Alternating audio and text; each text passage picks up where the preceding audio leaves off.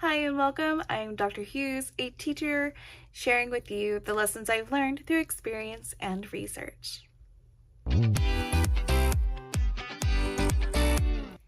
foundation to an effective classroom relies on its rules and procedures. The rules establish the expectations and the procedures set the boundaries. Expectations in this context refers to the rules of society being observed and upheld in the classroom. Therefore, classroom rules should not be lengthy, but should rather be specific and meant to help students be more productive members of society. For example, the one rule in my classroom is respect. That's very broad. So, in my syllabus, I explain a bit more about what that means, and then my class and I, spend time each day the first week defining, exemplifying, and refining our understanding of that rule.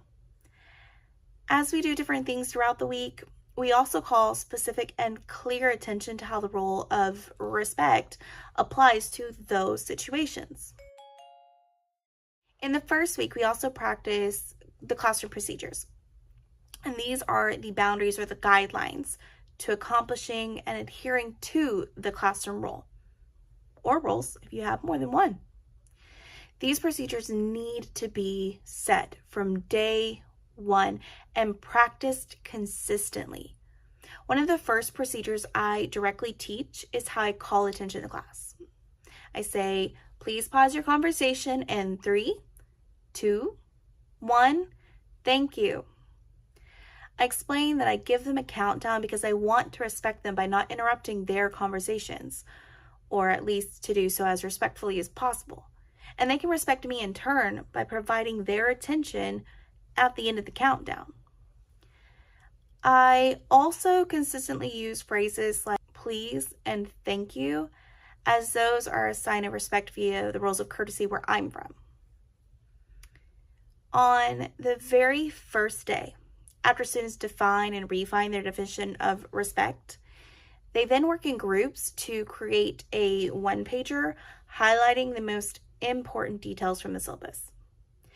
Then, during the presentation later, it never fails that someone will mention the work quality section of the syllabus.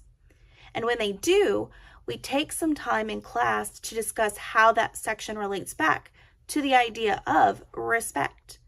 And we will later refer to that moment when reflecting on our own work for that week, and in later weeks, of course, as well. We also address the work quality when I go through how I grade and notify students of grades and of feedback on those grades. Other procedures we practice include how to navigate the virtual and physical classroom. It is really easy to assume students know how to maneuver about in a room, but if you created the opportunity for a specific flow, that needs to be detailed to students and explicitly practiced.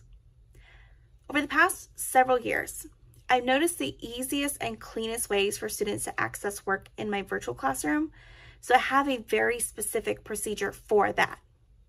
Same goes for the physical classroom. I have supplies in one area that will not create a traffic jam if people are submitting work or grabbing materials. During the first week of school, students I discuss what the procedures are and why they're important, how they create guidelines for respecting the shared classroom space. To recap, choose 1 to 3 rules you'd like for your classroom. The rule or rules should be opportunities for valuable life lessons. Then, build procedures that adhere to and promote that, or those rules. Practice those procedures routinely and in a variety of ways to help solidify the practice for students. And that brings us to the end of our video. I hope this proved helpful to you or to someone that you know. At the very least, I hope it proved informative and entertaining. If there are any topics that you would like a video on or to know more about, please let me know at bit.ly/what2explore. Additionally, there's not a production schedule currently, as I'm still teaching and doing other projects also. So if you would please just tap the subscribe and the little bell to get notified on when new videos and resources are posted.